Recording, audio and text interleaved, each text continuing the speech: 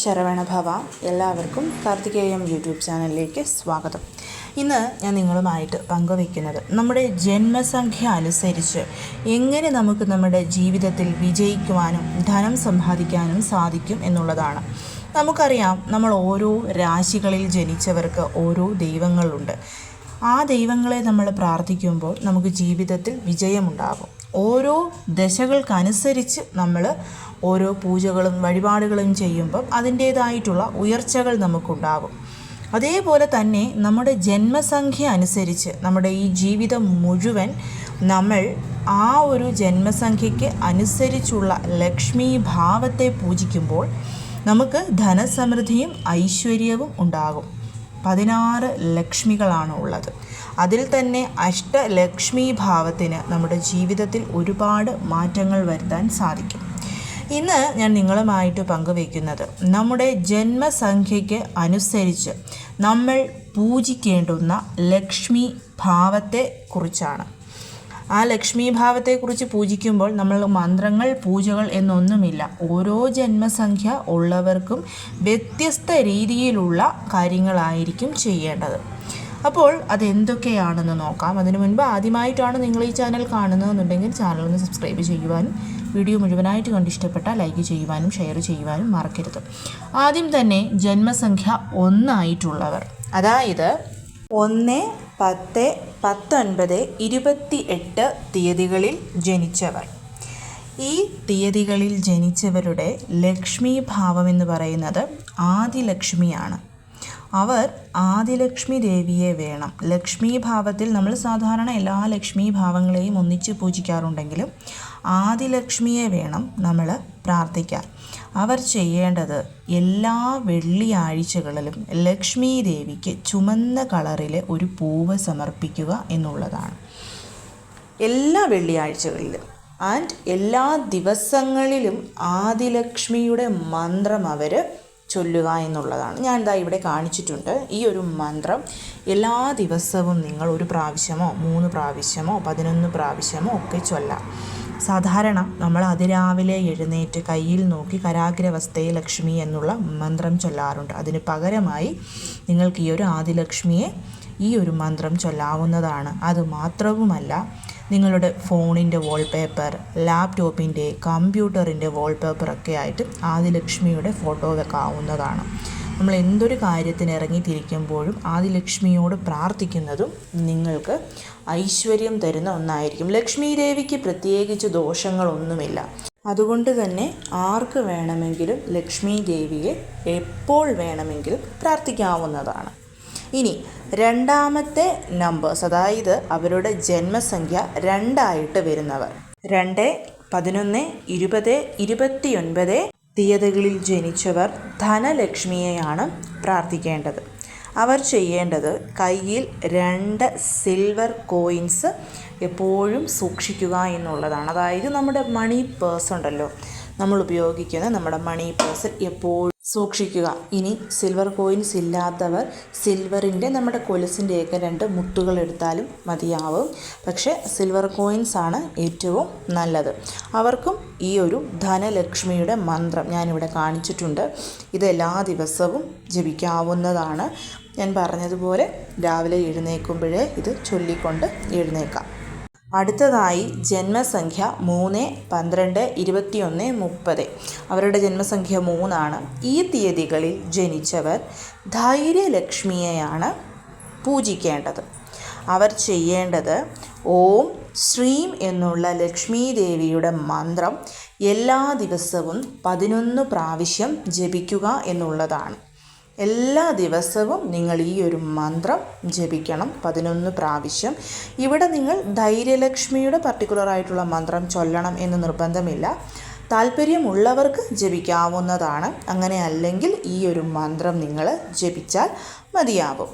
ഇനി ജന്മസംഖ്യ 4 ആയിട്ടുള്ളവർ, അതായത് 4, 13, 22, 31 തീയതികളിൽ ജനിച്ചവരുടെ ലക്ഷ്മി ദേവി എന്ന് പറയുന്നത് ഗജലക്ഷ്മിയാണ്.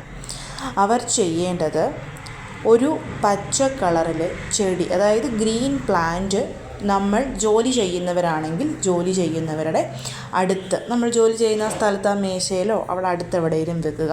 ഇനി വീട്ടിൽ തന്നെ ഇരിക്കുന്നവരാണ്, ഹൗസ് വൈഫ് ആണെങ്കിൽ നമ്മുടെ കിച്ചണിൽ വെക്കുക. അതിനെല്ലാ ദിവസവും ജലം കൊടുക്കാവുന്നതാണ്. ഒറിജിനൽ പ്ലാന്റ് തന്നെ വേണം, പ്ലാസ്റ്റിക് പ്ലാന്റ്സ് അല്ല ഇവിടെ ഉദ്ദേശിക്കുന്നത്.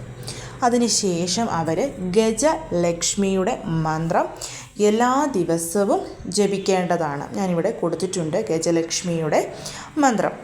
ഇനി ജന്മസംഖ്യ 5 ആയിട്ടുള്ളവർ, അതായത് 5, 14, 23 തീയതികളിൽ ജനിച്ചവരുടെ ലക്ഷ്മി ഭാവം എന്ന് പറയുന്നത് സന്താന ലക്ഷ്മിയാണ്. അതായത് അവർ പൂജിക്കേണ്ടുന്ന ലക്ഷ്മി ഭാവം സന്താന ലക്ഷ്മിയാണ്. അവർ ചെയ്യേണ്ടത് എല്ലാ വ്യാഴാഴ്ചകളിലും ലക്ഷ്മി ദേവിക്ക് മുൻപിൽ ജാസ്മിൻ ഓയിൽ ഒഴിച്ചിട്ടുള്ള ഒരു ദീപം കൊളുത്തുക എന്നുള്ളതാണ്. നമുക്ക് ജാസ്മിൻ ഓയിൽ കടകളിൽ നിന്നും ഓൺലൈനിൽ നിന്നൊക്കെ മേടിക്കാൻ കിട്ടും. അത് വാങ്ങിച്ചു വെച്ചിട്ട് ആ ഓയിൽ ഒഴിച്ചൊരു ദീപം ലക്ഷ്മി ദേവിക്ക് മുൻപിൽ കൊളുത്തണം. അവരെല്ലാ ദിവസവും ചൊല്ലേണ്ടുന്ന മന്ത്രം, സന്താന ലക്ഷ്മിയുടെ മന്ത്രം ഞാൻ ദാ ഇവിടെ കാണിച്ചിട്ടുണ്ട്. ഈ ഒരു മന്ത്രം രാവിലെ എഴുന്നേൽക്കുമ്പോഴും സന്ധ്യയ്ക്കും രാവിലെയൊക്കെ നിങ്ങൾ വിളക്ക് കൊളുത്തുമ്പോഴോ ഒക്കെ നിങ്ങൾക്ക് ജപിക്കാവുന്നതാണ്. ഇനി ജന്മസംഖ്യ 6 ആയിട്ടുള്ളവർ, അതായത് 6, 15, 24 തീയതികളിൽ ജനിച്ചവർ, നിങ്ങളുടെ ലക്ഷ്മി ഭാവം വരലക്ഷ്മിയാണ്. അതായത് വരലക്ഷ്മിയെയാണ് നിങ്ങൾ പൂജിക്കേണ്ടത്. പ്രത്യേകിച്ച് വരമഹാലക്ഷ്മി ദിവസം വ്രതമൊക്കെ എടുത്ത് ലക്ഷ്മി പൂജ ചെയ്യുന്നത് നിങ്ങൾക്ക് വളരെ വളരെ നല്ല ഫലം തരും. നിങ്ങൾ ചെയ്യേണ്ടത് എല്ലാ വെള്ളിയാഴ്ചകളിലും ലക്ഷ്മി ദേവിക്ക് വെള്ള കളറിലെ പുഷ്പം സമർപ്പിച്ച് പ്രാർത്ഥിക്കുക എന്നുള്ളതാണ്. ഒപ്പം തന്നെ എല്ലാ ദിവസവും നിങ്ങൾ ചൊല്ലേണ്ടുന്ന മന്ത്രം ഇതാണ്: ഓം ശ്രീം ഹ്രീം ക്ലീം ശ്രീ സിദ്ധലക്ഷ്മിയേ നമഃ. ഓം ശ്രീം ഹ്രീം ക്ലീം ശ്രീ സിദ്ധലക്ഷ്മിയേ നമഃ. ഞാൻ ഇവിടെ എഴുതി കാണിച്ചിട്ടുണ്ട്. ഈ ഒരു മന്ത്രം എല്ലാ ദിവസവും നിങ്ങൾക്ക് ചൊല്ലാവുന്നതുമാണ്. അടുത്തത് ജന്മസംഖ്യ 7 ആയിട്ടുള്ളവർ, അതായത് 7, 16, 25 തീയതികളിൽ ജനിച്ചവരുടെ ലക്ഷ്മി ഭാവം വിജയലക്ഷ്മിയെയാണ് അവർ പ്രാർത്ഥിക്കേണ്ടത്. അവർ ചെയ്യേണ്ടത് എല്ലാ ദിവസവും ഒരു 7 മിനിറ്റ് മെഡിറ്റേറ്റ് ചെയ്യുക എന്നുള്ളതാണ്. സ്വസ്ഥമായിട്ടുള്ള കാമായിട്ടുള്ള ഒരിടത്ത് പോയിരുന്നിട്ട് വിജയലക്ഷ്മിയെ മനസ്സിൽ ഓർത്തുകൊണ്ട്, അത് ഈസ്റ്റ് ഫേസോ അല്ലെങ്കിൽ നോർത്തിലോട്ടോ നോക്കിയിരുന്ന് നിങ്ങൾക്ക് കണ്ണടച്ച് കുറച്ച് നേരം ധ്യാനം ചെയ്യാം. അങ്ങനെ അല്ലെങ്കിൽ നിലവിളക്ക് കൊളുത്തുമ്പം രാവിലെയോ വൈകിട്ടോ ആ ഒരു സമയത്ത് നിലവിളക്കിന് മുൻപിലിരുന്നും മെഡിറ്റേറ്റ് ചെയ്യാവുന്നതാണ്. അവർ എല്ലാ ദിവസവും ചൊല്ലേണ്ടുന്ന മന്ത്രം എന്ന് പറയുന്നത് വിജയലക്ഷ്മിയുടെ ഈ ഒരു മന്ത്രമാണ്. ഞാനിവിടെ കാണിച്ചിട്ടുണ്ട്. ഈ മന്ത്രം നിങ്ങൾക്ക് എല്ലാ ദിവസവും ജപിക്കാവുന്നതാണ്. അടുത്തത് 8 ജന്മസംഖ്യയായിട്ട് വരുന്നവർ, അതായത് 8, 17, 26 തീയതികളിൽ ജനിച്ചവർ പ്രാർത്ഥിക്കേണ്ടുന്ന ലക്ഷ്മി ദേവിയുടെ ഭാവം എന്ന് പറയുന്നത് വിദ്യാലക്ഷ്മിയാണ്. അവർ ചെയ്യേണ്ടത്, നിങ്ങളുടെ കയ്യിൽ നിങ്ങൾ എന്തെങ്കിലും പ്രധാനപ്പെട്ട കാര്യങ്ങൾക്ക് പോകുമ്പോൾ, അങ്ങനെ അല്ലെങ്കിൽ സ്ഥിരമായിട്ട് കയ്യിൽ യെല്ലോ കളറിലെ ഒരു കർച്ചീഫ്, അതൊരു ചെറിയ ടവലാവാം, അല്ലെങ്കിൽ നമ്മൾ പൂജയ്ക്കൊക്കെ ഉപയോഗിക്കുന്ന തുണിയിൽ നിന്നും, യെല്ലോ കളർ തുണിയിൽ നിന്നും ചെറിയൊരു പീസ് കട്ട് ചെയ്ത് കയ്യിൽ കരുതാം. ഇനി പ്രധാനപ്പെട്ട ഇൻ്റർവ്യൂ, ഒരു ജോബ്, അല്ലെങ്കിൽ എന്തെങ്കിലും വളരെയധികം നമ്മുടെ ലൈഫിൽ ഇമ്പോർട്ടൻ്റ് ആയിട്ടുള്ള ഒരു കാര്യത്തിന് പോകുമ്പോൾ യെല്ലോ കളറിലെ ഒരു നോട്ട് ബുക്ക്, നമ്മൾ ആ നോട്ട് ബുക്കിൽ നമ്മൾ എന്ത് കാര്യത്തിനാണോ പോകുന്നത് അത് എഴുതിയിട്ട് അതും കയ്യിൽ കൊണ്ടുപോകണം. നോട്ട് ബുക്ക് എന്ന് പറയുമ്പം നിങ്ങൾക്ക് വേണമെന്നുണ്ടെങ്കിൽ ഒരു A4 ഷീറ്റ് പേപ്പർ യെല്ലോ കളറിൽ മേടിച്ചിട്ട് അതിൽ നമ്മൾ പോകുന്ന കാര്യം വിജയമായി എന്ന് എഴുതിയിട്ട് ആ പേപ്പറും കയ്യിൽ കരുതിക്കൊണ്ട് പോകാവുന്നതാണ്. അവർ എല്ലാ ദിവസവും ചൊല്ലേണ്ടുന്ന മന്ത്രം, വിദ്യാലക്ഷ്മിയുടെ മന്ത്രം ഇതാണ്. ഞാൻ ദാ ഇവിടെ കാണിച്ചിട്ടുണ്ട്. ഇത് വേണം നിങ്ങൾ എല്ലാ ദിവസവും ചൊല്ലാൻ. അടുത്തതായിട്ട് നമ്പർ 9 ജന്മസംഖ്യയായിട്ട് വരുന്നവരാണ്, അതായത് 9, 18, 27 തീയതികളിൽ ജനിച്ചവർ. അവരുടെ ലക്ഷ്മി ഭാവം എന്ന് പറയുന്നത്, അവർ പൂജിക്കേണ്ടുന്നത് ഐശ്വര്യ ലക്ഷ്മിയെയാണ്. ഐശ്വര്യ ലക്ഷ്മി എന്ന് പറയുന്നത് നമുക്ക് സർവ്വ ഐശ്വര്യങ്ങളും തരുന്ന ലക്ഷ്മി ദേവിയാണ്. നിങ്ങൾ ചെയ്യേണ്ടത് ട്യൂസ്ഡേയ്സിൽ, അതായത് ചൊവ്വാഴ്ചകളിൽ ചുമന്ന കളറിൽ ഫ്രൂട്ട്സ് ദാനം ചെയ്യുക. ചുമന്ന കളറിൽ ഒരുപാട് ഫ്രൂട്ട്സ് ഉണ്ട്. നമുക്കറിയാം മാതള നാരങ്ങ, ആപ്പിള്, ചുമന്ന പഴം.